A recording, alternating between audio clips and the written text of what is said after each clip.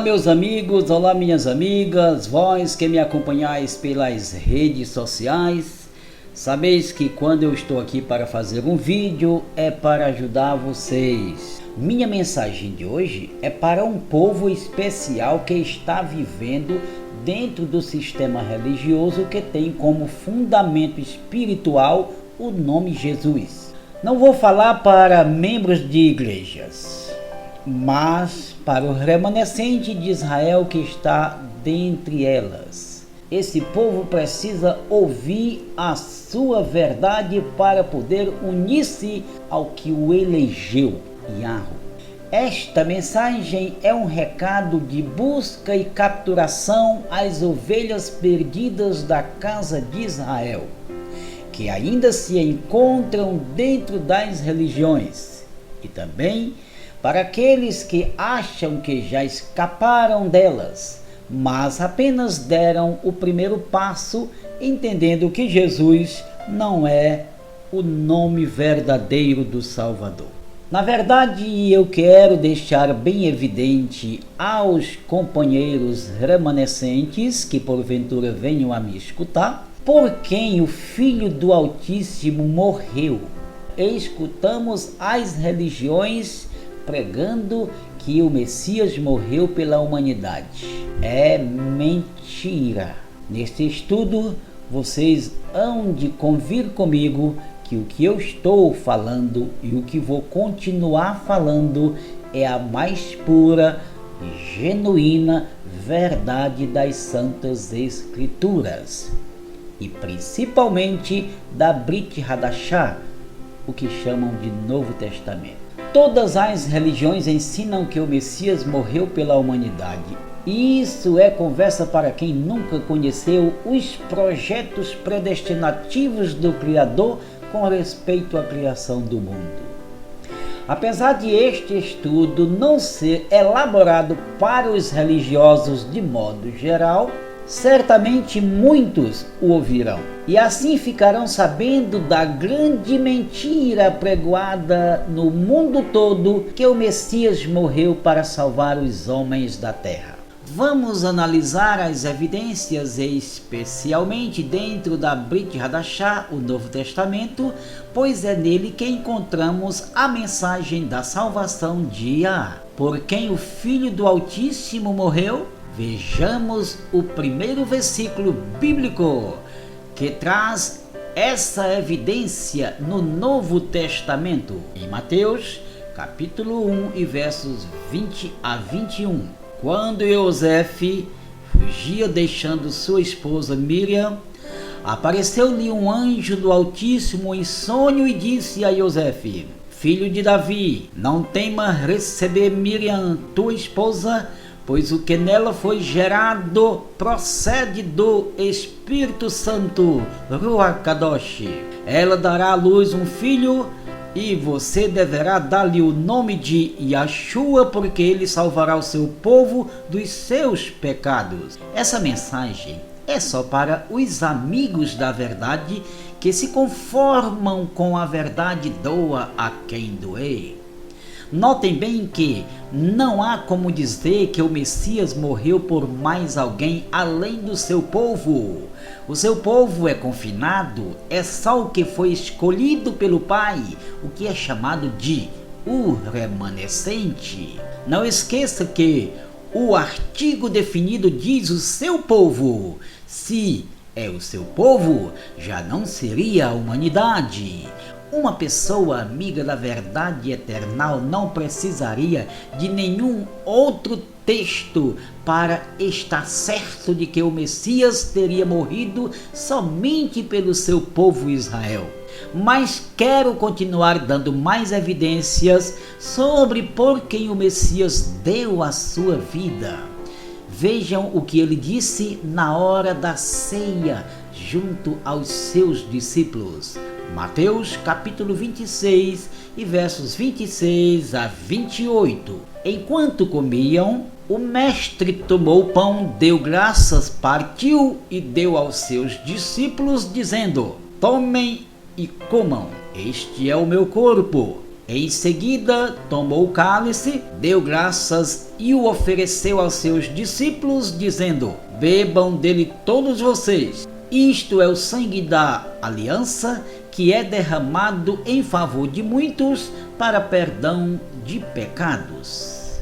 Meus amigos, para quem ama e quer viver a verdade, já está percebendo que a morte do Messias não foi pelos humanos da terra, mas por um número limitado. Só não vê quem não quer. Observem bem os itens gramaticais. Muito é um pronome indefinido que dentro dessa frase pode indicar um número de grandes proporções, mas sempre isolado dentro de uma totalidade, no caso, a humanidade. Se o Messias tivesse dado a vida por todos os homens do mundo, ele não teria dito muitos, mas diria a todos. Quando o mestre orava ao Pai, lembrem, em João 17, 6 a 10, ele disse: eu revelei teu nome àqueles que do mundo me deste. Eles eram teus, tu os deste a mim, e eles têm obedecido a tua palavra. Agora, eles sabem que tudo o que me deste vem de ti, pois eu lhes transmiti as palavras que me deste, e eles as receberam e aceitaram. Eles reconheceram de fato que vim de ti e creram que me enviaste. Por isso, meu Pai, eu rogo por eles, eu oro por eles. Não estou orando pela humanidade, disse o Messias, mas por aqueles que me deste, pois estes são teus. Agora escutem a minha voz, ó remanescente de Israel, que me ouvis agora. Percebam que o Messias morreu somente por vocês, escolhidos de Iá. Vale salientar que o remanescente não estava só dentro do Israel. Disse o mestre em João capítulo 10 e verso 16. Tenho outras ovelhas que não são deste aprisco, mas é necessário que eu as conduza também. Elas ouvirão a minha voz, e haverá um só rebanho e um só apacentador. Onde estão estas ovelhas? Pergunto eu. Claro, no meio das religiões da terra. Estas são conhecidas como remanescente de Israel, ovelhas e filhos do Altíssimo. Estão espalhadas por todas as partes da terra. Veja o que disse Caifás, profetizando no Sinédrio, quando tramavam a morte do Messias. João capítulo 11 e versos 49 a 52. Então um deles, chamado Caifás, que naquele ano era o sumo sacerdote, tomou a palavra e disse: nada sabeis? Não percebeis que vos é melhor que morra um homem pelo povo e que não pereça toda a nação? É claro que Caifás não disse isso de si mesmo, mas sendo sumo sacerdote naquele ano, profetizou que o Messias morreria pela nação judaica. E não somente por aquela nação, mas também pelos filhos do Altíssimo que estão espalhados por toda a terra, para reuni-los num só povo. Este seria o propósito ideal de Iá com o seu filho. Essa é a verdade. Vejam com entendimento que a profecia não diz que o Messias iria morrer para dar oportunidade de salvação aos humanos da terra, mas que era necessário que ele morresse para poder agregar tanto o povo seu escolhido em Israel, como buscar os seus filhos que estão espalhados pelas terras.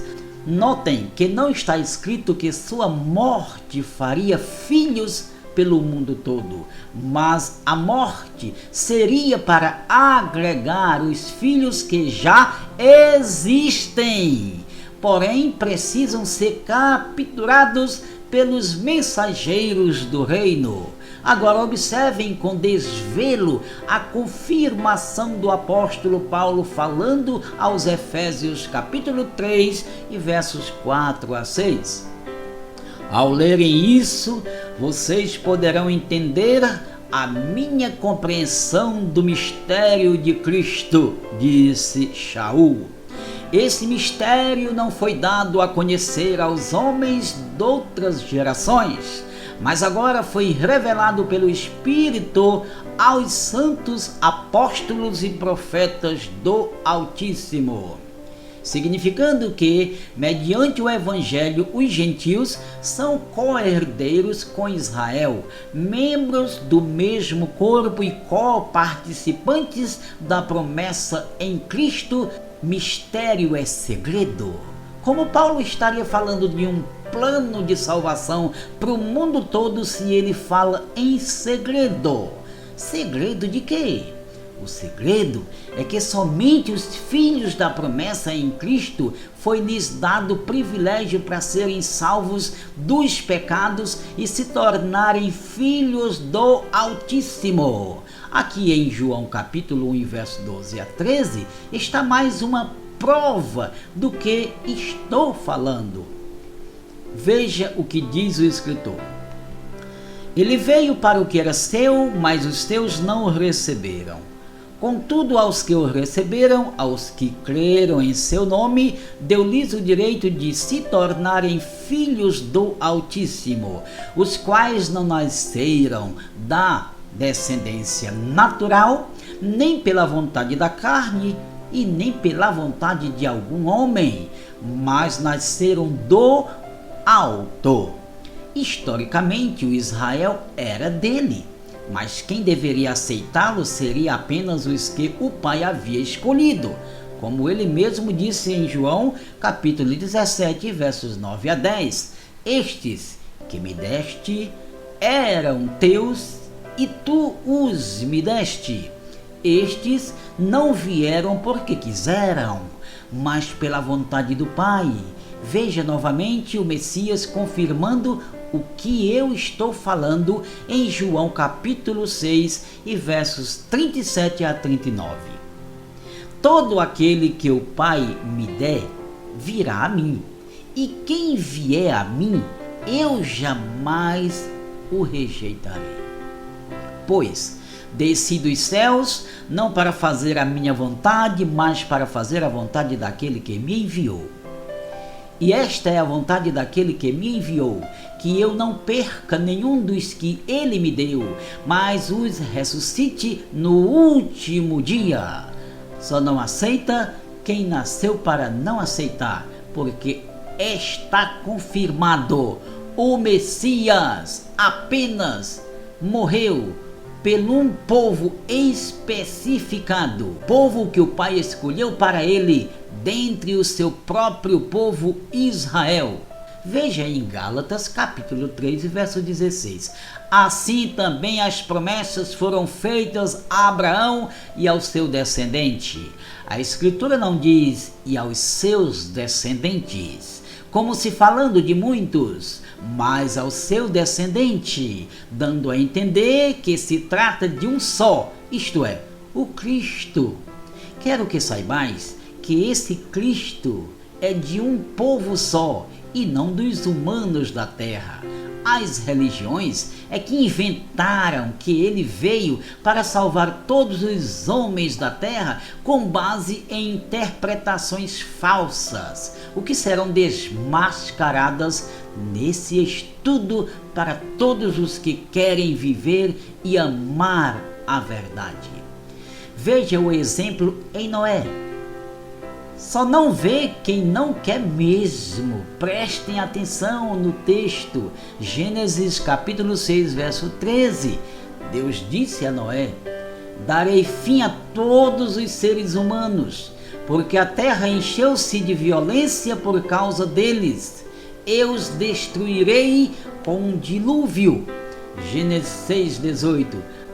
Continua o Eterno dizendo: mas com você, Noé, estabelecerei a minha aliança, e você entrará na arca com seus filhos, sua mulher e as mulheres de seus filhos. Agora pergunto eu, a quem esta família representa na história? O remanescente de Iá. Remanescente quer dizer o que restou ou sobrou de um povo. Quando você ouviu o profeta dizer que o Eterno escolheu 7.000 homens dentre o povo de Israel, isto quer dizer que é esse o remanescente, a quem ele separou entre todos para o seu filho. 7.000 é um número simbólico em profecia. O número 7 é o remanescente de Israel. Destes, existe por aqui no meio das religiões. E os anjos de Iá, logo mais, estarão capturando a todos para um encontro pessoal com o rei deles, que é Yahushua. Agora vamos ao esclarecimento das aparentes contradições do que estou falando. Os falsos pregadores de religião evangélica católica dizem que o Filho do Eterno veio salvar o mundo, humanidade. E o verso-chave para eles é João 3,16. Porque Deus amou o mundo de tal maneira que deu seu Filho unigênito para que todo aquele que nele crer não pereça, mas tenha a vida eterna. Vejam comigo o que é se fazer uma interpretação à luz da verdade usando as técnicas da exegese. Derivando do texto a mais genuína verdade, o que nunca fizeram os que enganam as nações, dizendo que Deus ama a humanidade. Primeiro observemos o verbo amar, que está no pretérito perfeito. Amou. Se o Eterno amou, implica que essa mensagem não tem nenhuma conotação para o presente, como falsamente dizem que Deus ama os pecadores. Se ele amou um mundo, este mundo é o seu remanescente. Isto está evidente. Essa mensagem é apenas um esclarecimento do que foi feito no passado. Segunda explicação, mundo é uma ordem de coisas concretas ou abstratas. Portanto, esse mundo amado no passado são os eleitos do Iá para o seu filho. Veja que o Altíssimo deu o seu filho a este mundo. Uma observação importante. Porque o Eterno daria seu precioso filho a uma humanidade maldita, cuja consideração a ela é como um pingo d'água que cai de um balde na areia da praia. Como está escrito: eis que as nações são para mim menos que nada. Isaías 40:17. Acham que ele iria dar o seu amado filho a um povo que é desprezível aos seus olhos? Claro que não. Fiquem sabendo que o Messias veio para o seu povo eleito, para o seu reino, o remanescente. Terceira explicação do versículo: todo aquele que nele crê, gramaticalmente falando, implica em ouvir por ter vindo para ouvir, e não ouvir por querer ouvir. Vê se vocês entendem. Estou explicando gramaticalmente. Se o Messias houvesse vindo para quem quisesse aceitá-lo, como dizem os homens, estaria escrito o verbo no modo subjuntivo hipotético e não no indicativo presente. Então seria para todo aquele que nele pudesse acreditar. e não para todo aquele que nele acredita. Prestem atenção que o verbo está muito claro. Crer está com circunflexo, que significa indicativo presente. Se estivesse crer com R, seria o modo subjuntivo. A ação do verbo muda o sentido. Os falsos pregadores, quando estão recitando esse versículo, pregando a mensagem da salvação, segundo eles falsificam na presença de todos e ninguém percebe que eles estão enganando a todos os ouvidos.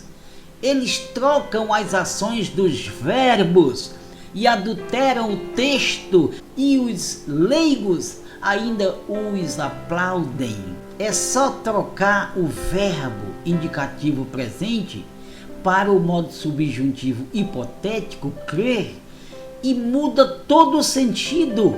Eu vou dar um exemplo para vocês como fazem os pregadores. O pregador quer enganar, então ele recita o texto dizendo: porque Deus amou o mundo de tal maneira que deu o seu Filho unigênito para que todo aquele que nele crer. Quando ele recita o versículo, ele troca o verbo crer do indicativo presente para o subjuntivo e você nem vê. Então, quando ele fala no subjuntivo, é aí que dá margem para oferecer a salvação a quem quiser. Mas se lê corretamente, apenas usando o verbo original como está, crer significa aquele que escuta. Então não significa aquele que quer ouvir, mas aquele que veio para ouvir. É diferente. Agora vamos para outra aparente contradição. Tito 2,11. Porque a graça de Deus se manifestou trazendo salvação a todos os homens. Literalmente, sem uma interpretação à luz da verdade, a hermenêutica, leigo acha que o texto fala dos homens da terra. Mas estes homens são beneficiados com a salvação. É o remanescente de Israel e não tem nada a ver com os humanos da terra de modo geral. Venham comigo ler o texto e o contexto. Agora vamos ler o verso 11 e o 12. E você vai ver quem são estes homens. Se está falando dos homens da humanidade ou se está falando apenas de homens, um número limitado, o remanescente. Porque a graça de Deus se manifestou trazendo salvação a todos os homens, ensinando-nos que, renunciando à impiedade e às paixões mundanas, vivamos neste presente século com justiça e piedosamente. Observem, quando ele fala de salvação dos homens, ele consequentemente diz, ensinando-nos. Agora veja que o efeito da graça divina trouxe salvação para o remanescente. E o apóstolo está falando dele mesmo e de seus irmãos convertidos. Nada com humanidade. Como saber? Ora, é só você conhecer a sua própria língua e ter cuidado quando lê um texto espiritual para não vacilar. Observe o pronome nos. É um pronome pessoal. Então o apóstolo estava dizendo que a graça salvadora do Pai veio trazer salvação, ensinando a eles mesmos. Preste atenção no pronome pessoal, nos, ensinando-nos, quer dizer, a eles mesmos, o apóstolo e seus irmãos contemporâneos convertidos. Salvação das contaminações do mundo. A graça veio para ensinar eles mesmos a escaparem das contaminações do mundo para que vivessem uma vida honesta e piedosa, aguardando a bem-aventurada volta do Messias. Nada tem a ver com o que os falsos pregadores dizem. Concluindo o raciocínio, a bondade do Eterno trouxe aos seus eleitos a salvação das contaminações do pecado, ensinando a todos eles viverem uma vida santa na presença do Rei Yahushua. Agora veja o verso 13, porque eles estavam aguardando a bem-aventurada vinda do Rei. Entenderam? Estas duas aparentes contradições são as mais recomendadas pelos falsos pregadores e leigos que nada sabem e nem entendem de uma boa interpretação à luz da exegese bíblica. Essa é a verdade, doa a quem doer. Eu sou Ivan Lopes, o pregador. Se alguém quiser falar comigo a respeito de assuntos de mistérios bíblicos, me adicione no meu Face, Ivan Lopes, e eu estou aqui para ajudar. Por hoje é só e até o próximo estudo.